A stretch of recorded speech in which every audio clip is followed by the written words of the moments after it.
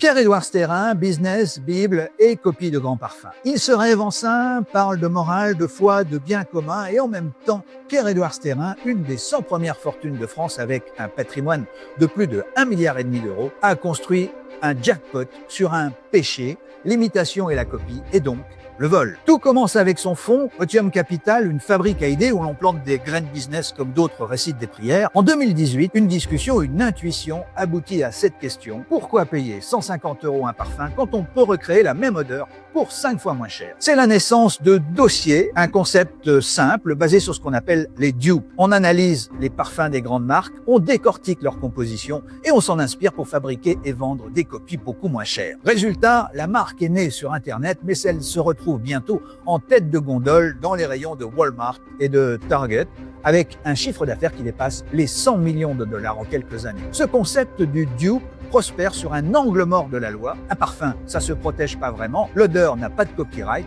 mais le désir, lui, se satisfait très bien d'un flacon à moins de 30 $. La génération Z adore, les puristes et les grandes marques s'étranglent, mais le cash coule à flot. Otium, lui, déroule sa stratégie d'incubation, tester, scaler, sortir. Et là, sa sortie, elle est spectaculaire. La start-up Dossier vient d'être cédée à un fonds américain pour 50 fois la mise initiale. Dans le monde du private equity, c'est un coup de maître et ça permet à Otium de grossir un peu plus, de dépasser les 2 milliards d'actifs avec des rendements qui atteignent jusqu'à 25%. Alors oui, on est en pleine contradiction, mais si la morale inspire parfois, c'est toujours la réalité du business qui finit par avoir le dernier mot.